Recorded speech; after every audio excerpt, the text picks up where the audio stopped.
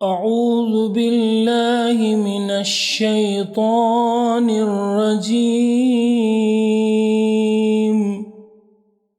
بسم الله الرحمن الرحيم.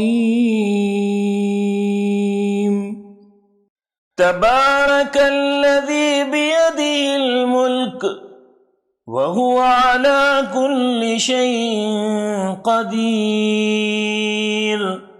الذي خلق الموت والحياة ليبلوكم أيكم أحسن عملا وهو العزيز الغفور. نحمدہ و نصلی علی رسولہ الکریم، اما بعد. ناظرین، آج انشاءاللہ ہم قرآن مجید کے 29ویں پارے پر بات کریں گے. اس میں سورہ ملک سے سورہ مرسلات تک 11 صورتیں آئی ہیں، اور واضح ہے کہ 11 صورتوں کے مضامین کو اختصار کے ساتھ بیان کرنا قدر مشکل کام ہے. تو آج ہم اس پارے سے 4 اہم نکات پر گفتگو کریں گے، اور وہ نکات ہیومن بیہیویئر کے ڈیفرنٹ ایسپیکٹس پر ہوں گے. ہم پہلا نقطہ لیتے ہیں سورہ ملک سے، جس میں اللہ تبارک و تعالیٰ نے فرمایا الذی خلق الموت والحیاۃ لیبلوکم ایکم احسن عملا وہو العزیز الغفور. اللہ تبارک و تعالیٰ نے موت کو ایجاد کیا، زندگی کو ایجاد کیا، تاکہ تمہیں آزمائے کہ کون تم میں سے بہترین عمل کرنے والا ہے. ایک ترجمہ یہ بھی کیا گیا کہ کس کا عمل حسین ہوتا ہے. وَهُوَ الْعَزِيزُ الْغَفُورُ، وہ بہت ہی عزیز بھی ہے اور بہت غفور بھی ہے، مغفرت کرنے والا بھی ہے. ہمیں یاد رہنا چاہیے کہ دنیا میں ہم ایک ایگزامینیشن ہال کی زندگی بسر کر رہے ہیں. ہم جس پوزیشن میں بھی رکھے گئے ہیں وہ ہمارے لیے ایگزامینیشن کا پیپر ہے. اگر ہمیں اللہ تعالیٰ نے مال و دولت سے نوازا تو وہ ایک پیپر ہے. اللہ تعالیٰ نے ہمیں صحت و عافیت سے نوازا تو وہ ایک پیپر ہے. اللہ تعالیٰ نے ہمیں جوانی دی تو وہ بھی ایک پیپر ہے. ان سب کے بارے میں آخرت میں ہمیں جواب دینا ہے، ہم اکاؤنٹیبل ہیں. اللہ تعالیٰ نے اگر کسی کو غریب پیدا کیا، اگر کوئی انسان بیمار ہے، اور اگر کوئی انسان کسی اور پریشانی میں مبتلا ہے، تو وہ سب اس کے لیے ایگزامینیشن کے پیپرز ہیں. شکر کا ایگزامینیشن ہے، صبر کا ایگزامینیشن ہے، اور جو کچھ اللہ تعالیٰ نے ہمیں دیا وہ اس کے بتائے ہوئے طریقوں کے مطابق خرچ کرتے ہیں کہ نہیں کرتے ہیں، زندگی کو بامقصد بتاتے ہیں کہ نہیں، یہ اصل میں ہمارا امتحان ہے. اور اس ایگزامینیشن ہال میں ہمارا ہر لمحہ بہت امپورٹنٹ ہے. بہت سے لوگ اس پہلو کو نظر انداز کر دیتے ہیں. ان کی زندگیوں میں بے شمار مسائل پائے جاتے ہیں، ان کے بہت سے بیہیویئرل پرابلمز ہوتے ہیں. میرے پاس بہت سے کیسز آتے ہیں، لوگ اپنی بیویوں کو بے تحاشا مارتے ہیں، جیسا کہ جانوروں کو مارا اور پیٹا جاتا ہے. انہیں ذرا برابر احساس نہیں ہے کہ کل قیامت کے دن انہیں اپنے اس جارحانہ عمل کا جواب دینا ہوگا، بلکہ بدترین سزا انہیں ملے گی. کچھ نوجوان ہوتے ہیں جو سیکسول ایمورالٹی کا شکار ہو گئے ہوتے ہیں. انہیں نہیں معلوم کہ ان کے ایک ایک عمل کا خدا کے پاس جواب دینا ہے. دنیا میں بھی اس کی سزا بھگتتے ہیں، لیکن آخرت میں بھی اللہ تعالیٰ کے پاس انہیں جواب دینا ہے. کچھ لوگ ایسے ہوتے ہیں جو اپنی زبان کو بے تحاشا چلاتے ہیں اور دوسروں کے جذبات کو مجروح کر دیتے ہیں، لیٹ ڈاؤن کر دیتے ہیں، ایموشنلی ہرٹ کر دیتے ہیں. کچھ لوگ ہوتے ہیں جو بے فائدہ زبان چلاتے اور بات چیت کرتے رہتے ہیں. کچھ لوگ ہیں جو اپنی مصیبت کا ہمیشہ گلا شکوہ کرتے رہتے ہیں.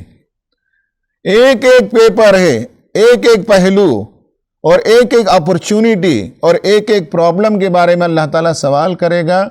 اور انسانوں کو اللہ تعالیٰ نے زندگی دی ہے تو دیکھنا یہ چاہتا ہے کہ عمل کے ذریعے سے ہم انر پرسنالٹی کو کیسے بیوٹیفل بناتے ہیں. آدمی اپنی ظاہری زندگی کو تو خوبصورت بناتا ہے، لیکن جو انر پرسنالٹی ہے اس کو بھی خوبصورت بنایا جائے، لیبلوکم ایکم احسن عملا۔ نقطہ نمبر 2 یہ ہے کہ اللہ تعالیٰ نے اگر کسی کو دولت دی ہے، کسی کی تجارت چمکی ہوئی ہے، کسی کے باغات ہیں، کھیتیاں ہیں، خوشحال زندگی ہے، تو 2 باغ والوں کا قصہ اللہ تعالیٰ نے سورہ قلم میں بیان کیا، اور اس سے مقصود یہ ہے کہ اللہ تعالیٰ کسی کو نوازتا ہے تو معلوم ہونا چاہیے کہ اس میں غریبوں کا بھی شیئر ہے، ان کا حصہ ہے۔ کچھ لوگ نادان ہوتے ہیں جو سمجھتے ہیں کہ جو کچھ ان کے پاس ہے وہ سب ان کا ہے، حالانکہ مال بھی ایک امتحان ہے، اور مال کے ہم امین بنائے گئے ہیں، مال کے ہم مالک نہیں ہیں، اللہ تعالیٰ ہی مالک ہے۔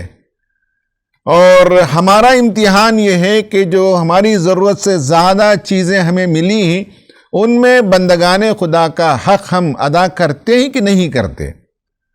تو 2 باغ والوں میں ایک ایروگنٹ تھا اور ایک سافٹ نیچرڈ تھا، تو اس نے اپنے اس ساتھی کو جس کا اسٹیٹ بڑا تھا، جس کے پاس باغات کی تعداد کثیر تھی، وہ کہہ رہا تھا کہ کل ہم فصل کاٹنے کے لیے جائیں گے اور ہم اپنے باغ کے پاس کسی غریب کو پھٹکنے نہیں دیں گے۔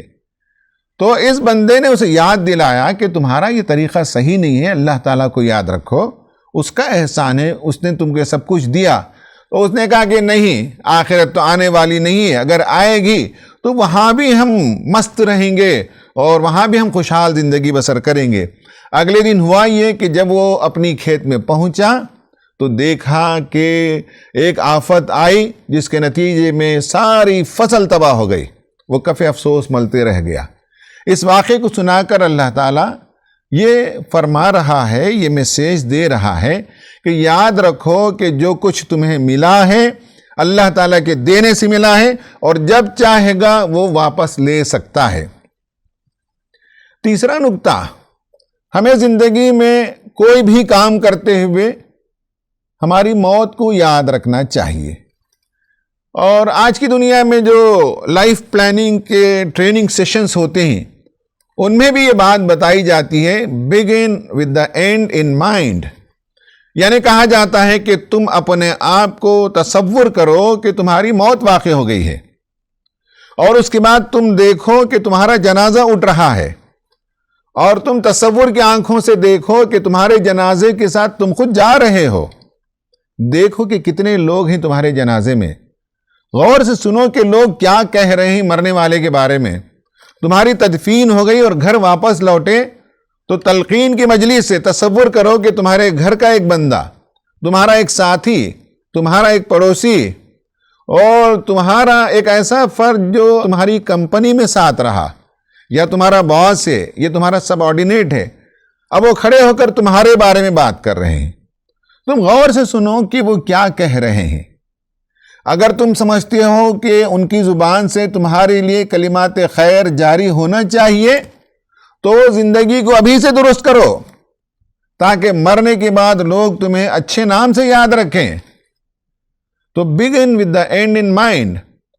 سورہ قیامہ میں اللہ تعالیٰ نے فرمایا کلا اذا بلغت التراقی وقیل من راق وظن انہ الفراق والتفت الساق بالساق الى ربک یومئذ المساق۔ کہا کہ جب جان حلق کے پاس آ کر اٹک جائے، اگر آپ کو کسی مرنے والے کو دیکھنے کا موقع ہوا ہو تو ان آیتوں میں جو منظر کشی کی گئی ہے وہ آپ ریممبر کر سکتے ہیں، ریکال کر سکتے ہیں۔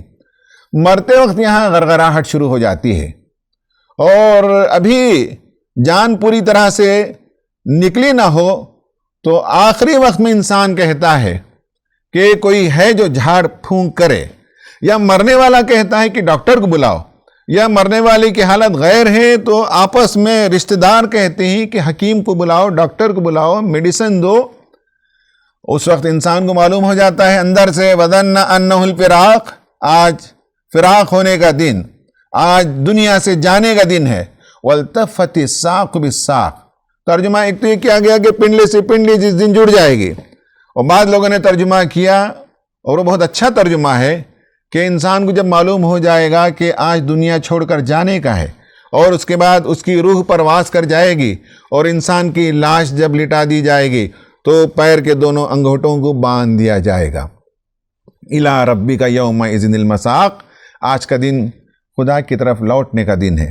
وہاں جا کر انسان اپنے ایک ایک کیے کا، اپنے ایک ایک عمل کا حساب دے گا، ایک ایک پائی کا حساب دے گا، ایک ایک سیکنڈ کا حساب دے گا، ایک ایک لفظ کا حساب دے گا جو اس نے اپنے سوشل میڈیا میں لکھا تھا، ایک ایک بات کا جواب دے گا جو وہ ترنگ میں آ کر دوسروں کے خلاف استعمال کرتا تھا۔ یاد رکھنا چاہیے، یہ تیسرا نکتہ ہے۔ چوتھا نکتہ یہ ہے کہ جب بھی ہم کسی کی خدمت کریں خالصتاً اللہ کے لیے کریں۔ سورہ دہر میں اس کا ذکر آیا ہے، وَيُطْعِمُونَ الطَّعَامَ عَلَىٰ حُبِّهِ مِسْكِينًا وَيَتِيمًا وَأَسِيرًا، مومنین جو مسکینوں کو کھانا کھلاتے ہیں، یتیموں کی خبرگیری کرتے ہیں، اور جو لوگ جیلوں میں پھنسے ہوتے ہیں انہیں چھڑاتے ہیں، نکالتے ہیں، ان سب کے عوض میں لوگوں سے نہ وہ بدلہ چاہتے ہیں نہ کوئی شکریہ چاہتے ہیں، وہ خالصتاً لوجہ اللہ کھلاتے ہیں، لوجہ اللہ خدمت کرتے ہیں۔ تو انسان کو اپنے کاموں کا جائزہ لینا چاہیے کہ اس میں اگر فوٹو کھینچنے کا جذبہ ہے، سوشل میڈیا میں ڈالنے کا جذبہ ہے، نام و نمود کا جذبہ ہے، تو درست کرنا چاہیے۔ صرف اللہ کی خوشنودی کے لیے ہم انسانوں کی خدمت کریں اور آخرت کا خوف پیدا کریں۔ خواتین حضرات، یہ تھی وہ باتیں جو اس سورے سے آپ کے سامنے مجھے پیش کرنی تھی، اور خاص کر پرسنالٹی ریفارمیشن کے حوالے سے۔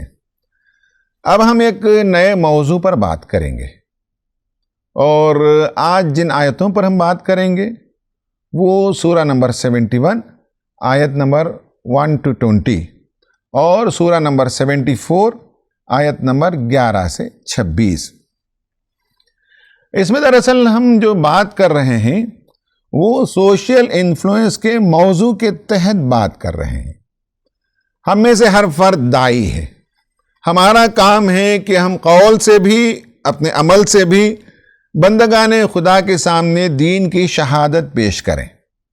ہمارا ایک ایک بیہیویئر، ہمارا ایک ایک ایکٹ، ہمارا ایک ایک کام، ہماری ایک ایک سوشل سروس کی ایکٹیویٹی، یا دنیا میں ہم جو کچھ کام کرتے ہیں اس میں یاد رکھیں کہ دعوت پنہاں ہے، اس میں ہم سوشل انفلوئنس کریٹ کرتے ہیں، اور ہم چاہتے ہیں کہ سماج میں اثرات بڑھے، ہمارا نہیں، ہماری ذات کا نہیں، ہمارے پیغام کا۔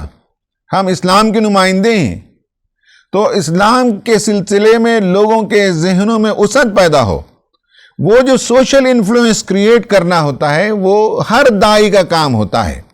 ہم نے جن آیتوں کا انتخاب کیا ہے وہ سورہ نوح ہے، اور اس کے پہلے رکوع سے آپ کے سامنے کچھ باتیں پیش کرنی ہیں۔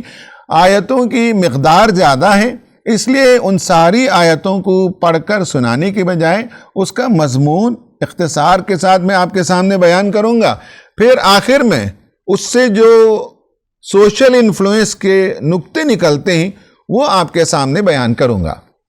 سورت کی شروعات ہوتی ہے، اِنَّا أَرْسَلْنَا نُوحًا إِلَىٰ قَوْمِهِ أَنْ أَنذِرْ قَوْمَكَ مِنْ قَبْلِ أَنْ يَأْتِيَهُمْ عَذَابٌ أَلِيمٌ قَالَ يَا قَوْمِ إِنِّي لَكُمْ نَذِيرٌ مُبِينٌ۔ پھر اور 18 آیتیں چلتی ہیں۔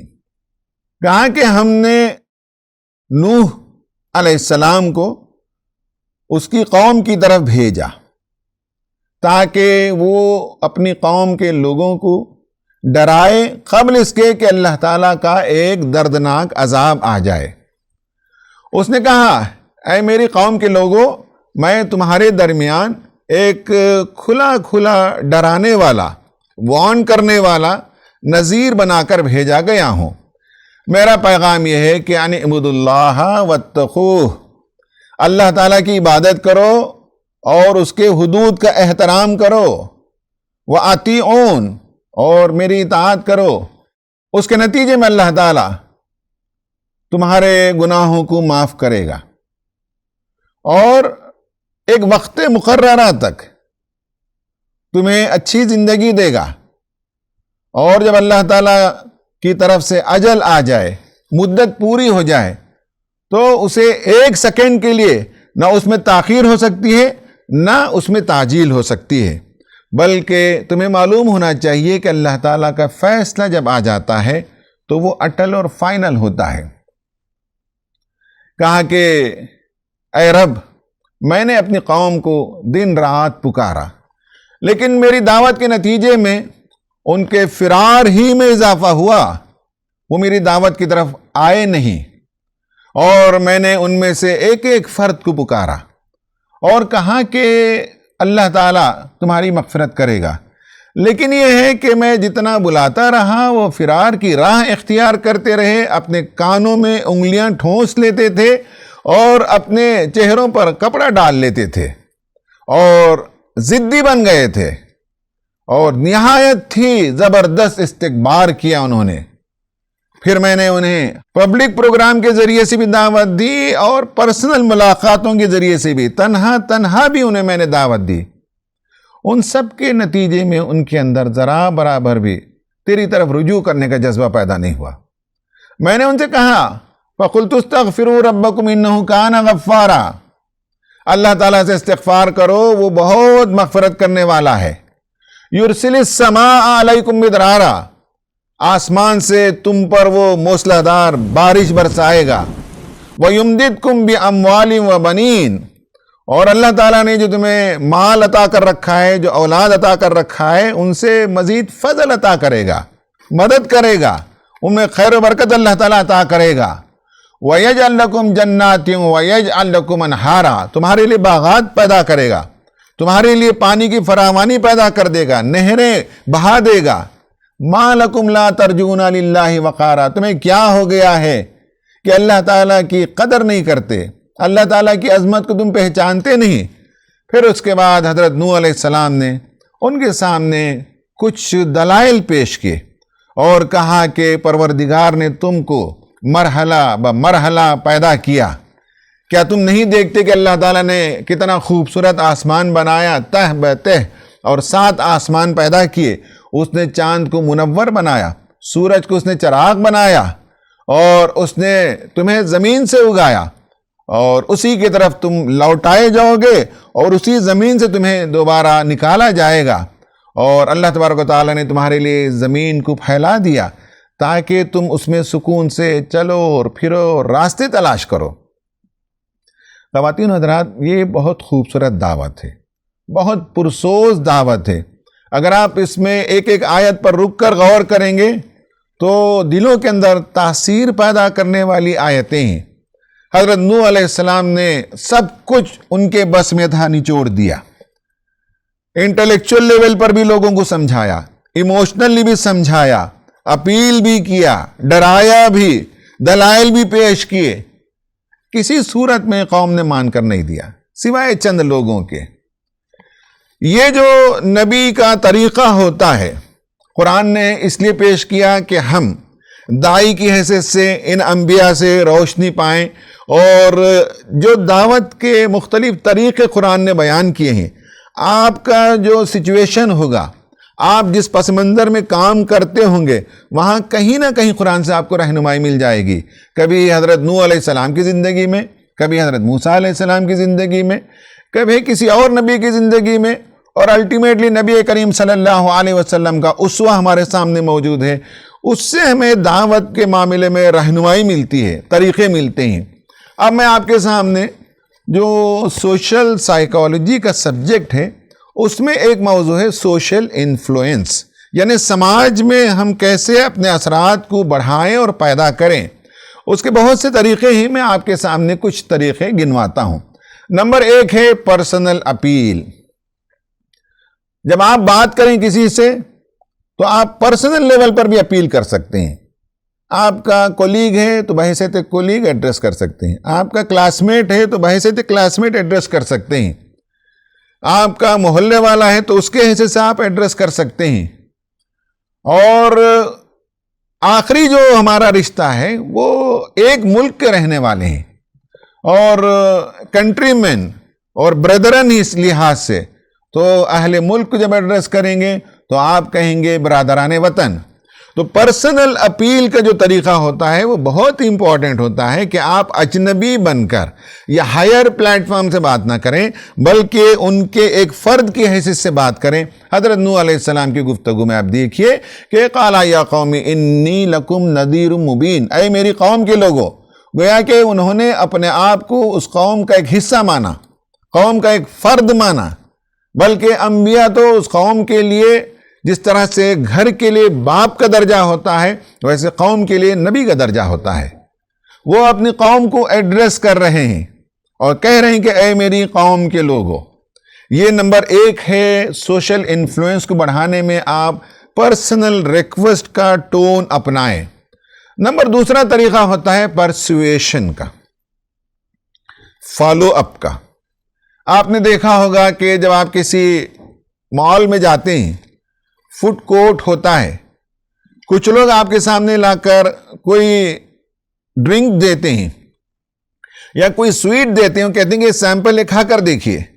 ایک مرتبہ آپ کھاتے ہیں، اچھا لگتا ہے، تو پھر وہ آپ کو اندر آنے کی دعوت دیتے ہیں۔ آپ اندر جاتے ہیں، پھر مٹھائی کی دکان دیکھتے ہیں اور آپ کو کوئی چیز پسند آئے تو لیتے ہیں۔ یہ میتھڈ اصل میں پرسویشن کا یہ ہوتا ہے کہ آپ ایک چھوٹی چیز کے لیے جب نو نہیں کہتے، آپ لوگوں کو تسلیم کر لیتے ہیں، موقع دیتے ہیں اور ان کا سیمپل لیتے ہیں، تو دوسری مرتبہ جب وہ ریکویسٹ کرتے کہ اندر آئیے دکان میں، تو آپ نو اس بار بھی نہیں کہہ سکتے، کیونکہ آپ کے مزاج کے اندر کنسسٹنسی ہوتی ہے۔ تو ایک مرتبہ آپ نے نو نہیں کہا تو دوسری مرتبہ بھی نو نہیں کہتے۔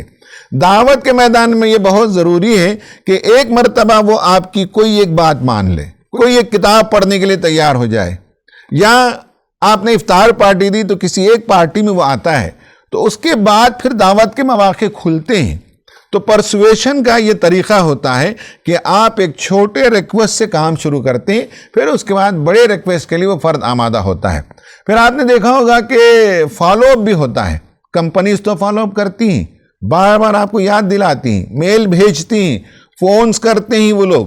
تو اسی طرح سے حضرت نوح علیہ السلام نے فالو اپ کیا، پرسویشن کیا، کہا کہ قال ربی انی دعوت قومی لیلا و نہارا۔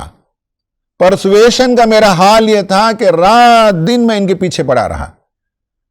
یعنی یہ ہے کہ میں نے ایسا نہیں ہے کہ کوئی وقت متعین کر لیا ہو، جب بھی موقع ملتا تھا، جب بھی کوئی اپورچونٹی ملتی تھی، وہ دن ہو کے رات میں ان کے درمیان حاضر ہوتا تھا، میں تیری دعوت ان کے سامنے پیش کرتا تھا۔ اور ایک اور بات یہ بھی انہوں نے کہا کہ ثم انی اعلنت لہم واسررت لہم اسرارا۔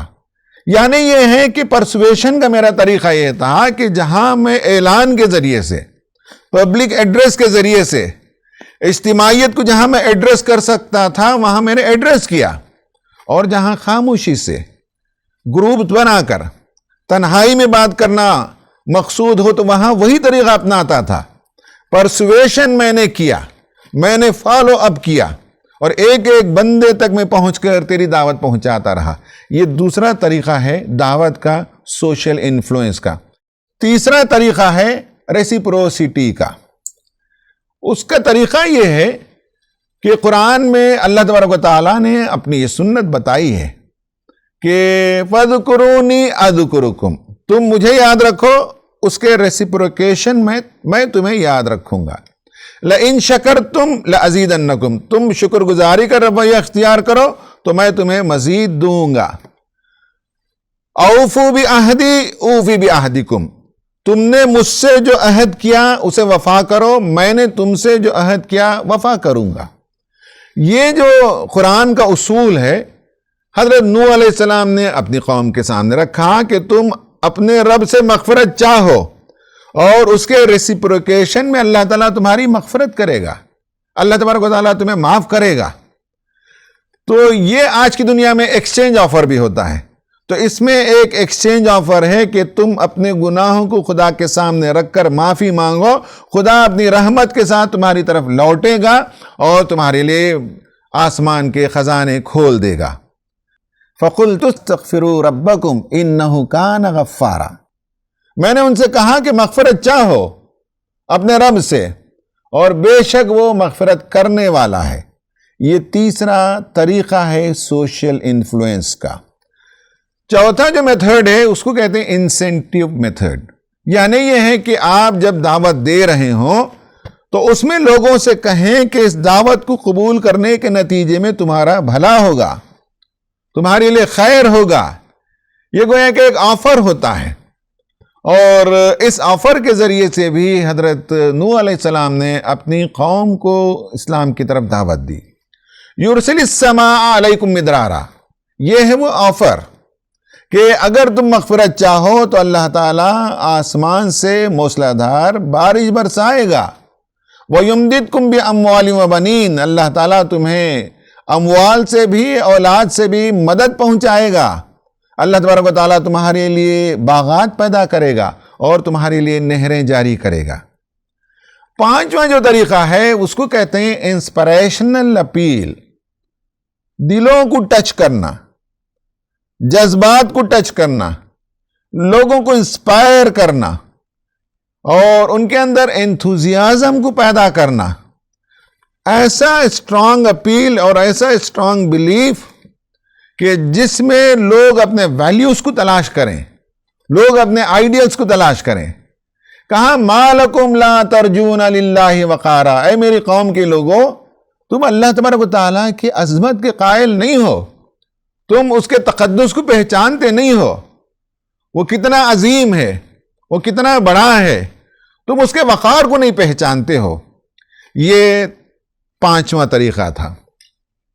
چھٹا طریقہ سوشل انفلوئنس کا وہ ہے ریشنل اپیل، بات کریں تو دلائل دیں، سائنٹیفک پروفز دیں، اور آج کی دنیا میں جب ہم بات کرتے ہیں تو آپ کوٹ کر سکیں، سورسز بتا سکیں۔ یہی تو ہے انفارمیشن اور مس انفارمیشن میں، جب آپ انفارم کرتے ہیں تو سورسز کے حوالے سے بات کرتے ہیں، ریشنل اپیل کرتے ہیں۔ اور یہ جتنے مس انفارمیشن کا جو زمانہ چل رہا ہے جس میں غلط باتیں پھیلائی جاتی ہیں، ان میں نہ کسی سورس کا ذکر ہوتا ہے اور نہ کوئی عقلی بات ہوتی ہے۔ یہاں دیکھیے کہ اس صورت میں حضرت نوح علیہ السلام نے کہا الم تروا کیف خلق اللہ سبع سماوات طباقا۔ اب آپ دیکھیے کہ آسمان کے کریشن پر وہ بات کر رہے ہیں، سورج اور چاند میں جو ٹیکنیکل ڈفرنس ہے اس پر وہ بات کر رہے ہیں، پھر بتا رہے ہیں کہ زمین کو اللہ تعالیٰ نے کیسے ہمارے لیے پھیلا دیا اور اس سے بے شمار فوائد ہمیں حاصل ہوتے ہیں، اور پھر اس کے بعد یہ بتایا کہ اللہ تعالیٰ نے زمین میں پہاڑ، سمندر، ندی سب بنائے، لیکن راستے بھی پیدا کیے جس سے انسان سفر کرتا ہے، آگے کی راہ تلاش کرتا ہے۔ یہ سب وہ ریشنل پروف انہوں نے پیش کیے۔ خواتین و حضرات، اگر آپ غور سے دیکھیں گے تو اس صورت کے اندر تو ہمیں 6 طریقے ملتے ہیں۔ آپ کا یہ کام ہے کہ مزید غور و فکر کریں کہ سوشل انفلوئنس پرٹیکولرلی اسلام کی دعوت کو پہنچانے کے لیے اور کیا کیا میتھڈز ہو سکتے ہیں اور کن کن ٹیکنکس کو اپنایا جا سکتا ہے۔ ایک اور میتھڈ ہے جو سوشل انفلوئنس بڑھانے کے لیے استعمال کیا گیا ہے، اور وہ نبی کی طرف سے نہیں ہے بلکہ نبی کریم صلی اللہ علیہ وسلم کے زمانے میں جو اسلام مخالف لیڈرز تھے وہ اپنی اتھارٹی کا استعمال کرتے ہوئے لوگوں کو اسلام سے برگشتہ کرنے کے لیے، کفر کا دائرہ بڑھانے کے لیے، کفر کا سوشل انفلوئنس بڑھانے کے لیے وہ اختیار کرتے تھے۔ اور اس میں سے ایک میتھڈ ہے جو آپ دیکھ سکتے ہیں، اس کو ہم کہہ سکتے ہیں، اگر ٹیکنیکلی کہنا چاہیں تو لیجیٹیمیٹنگ میتھڈ۔ کسی کے بارے میں آپ یہ بتائیں کہ یہ لیجیٹیمیٹ دعوت ہے یا ان کی دعوت ہمارے باپ دادا کی دعوت سے ٹکراتی ہے، یہ انلیجیٹیمیٹ ہے، ان کا عقیدہ صحیح نہیں ہے، ان کی باتیں صحیح نہیں ہیں، ان کی کتابیں صحیح نہیں ہیں، ان کا حلیہ صحیح نہیں ہے۔ اسی میتھڈ کو سرداران قریش نے استعمال کیا نبی کریم صلی اللہ علیہ وسلم کی دعوت سے لوگوں کو روکنے کے لیے۔ سورہ مدثر میں اللہ تعالیٰ نے یہ باتیں بیان کی۔ اختصار کے ساتھ آپ کے سامنے رکھوں کہ ذرنی ومن خلقت وحیدا، اللہ تعالیٰ کہتا ہے چھوڑو مجھے، میں نے اسے اکیلا پیدا کیا تھا، آج میں اس سے بدلہ لوں گا۔ وجعلت له مالا ممدودا، میں نے اسے ڈھیر سارا مال عطا کیا تھا۔ وبنینا شہودا، حاضر باش اولاد میں نے اسے عطا کیے تھے۔ ومہدت له تمہیدا، اور ریاست کی راہ میں نے اس پر ہموار کر دی تھی۔ پھر مزید وہ طمع رکھتا ہے کہ اور کچھ ملے گا. نہیں، یہ تو ہماری آیتوں کا سخت ترین دشمن ہے. ہم اسے ایک کٹھن چڑھائی چڑھائیں گے. اور اس کے بعد اس کا کردار دیکھیے سوشل انفلوئنس کا. انہو فکر وقدر، اس نے سوچا اور ایک بات بنائی، ایک اندازہ لگایا اسلام کے خلاف لوگوں کو روکنے کے لیے کیا ٹائٹل دیا جائے، کیا الزام لگایا جائے.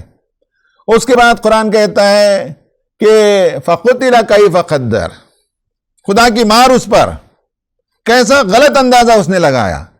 ثُمَّ قُتِلَ كَيْفَ قَدَّرَ، پھر مزید ہلاکت ہے اس کے لیے. اس نے کیا اندازہ لگایا، کیسی بات بنائی. ثُمَّ نَظَرَ، یوں آنکھ اٹھا کر اس نے دیکھا. ثُمَّ عَبَسَ وَبَصَرَ، تیوری چڑھائی، منہ بسورا.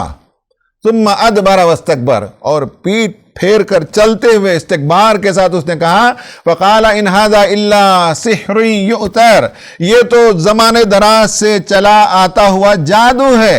إِنْ هَذَا إِلَّا قَوْلُ الْبَشَرِ، یہ انسان کا کلام ہے، خدا کا کلام نہیں ہے. یہ گویا کہ اس نے لیجیٹیمائز کرنا اپنی بات کو کہ میں جو کہتا ہوں وہ صحیح ہے، یہ ہمارے باپ دادا کا راستہ صحیح ہے. نعوذ باللہ، محمد صلی اللہ علیہ وسلم کا کلام یہ خدائی کلام نہیں ہے، یہ انسانی کلام ہے. میتھڈ ایک ہے، دونوں استعمال کر سکتے ہیں. جب آپ گفتگو کریں تو آپ جو ہے اسلام کی دعوت کو لیجیٹیمائز کر کے پیش کریں کہ یہ تمہاری فطرت کی آواز ہے، اس میں راشنل دلیل موجود ہے، اس میں دنیا کے بعد آخرت کی زندگی کی بھلائی پوشیدہ ہے. یہ ساری باتیں ہمیں پیش کرنے کی ضرورت ہے.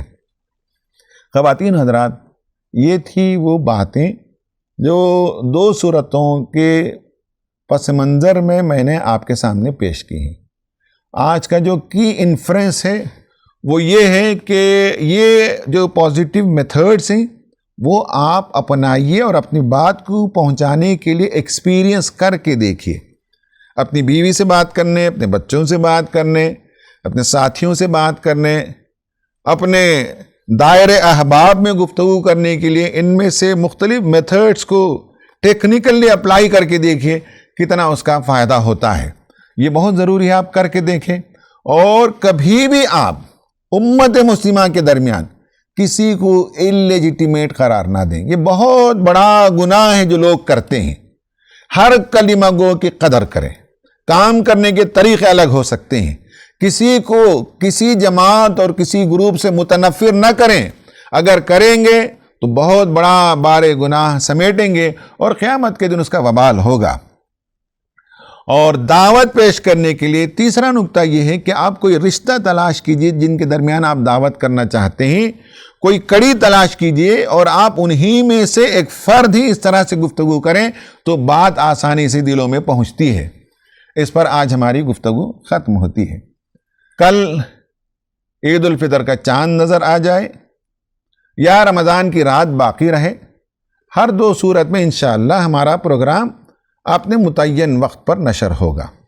اللہ سے دعا ہے کہ اللہ تبارک و تعالی ہمیں دین کا داعی بنائے اور دعوت کو پہنچانے کے جو قرآنک میتھڈز اور اپروچز ہیں انہیں اپنانے کی توفیق عطا فرمائے. آمین. وآخر دعوانا ان الحمد للہ رب العالمین.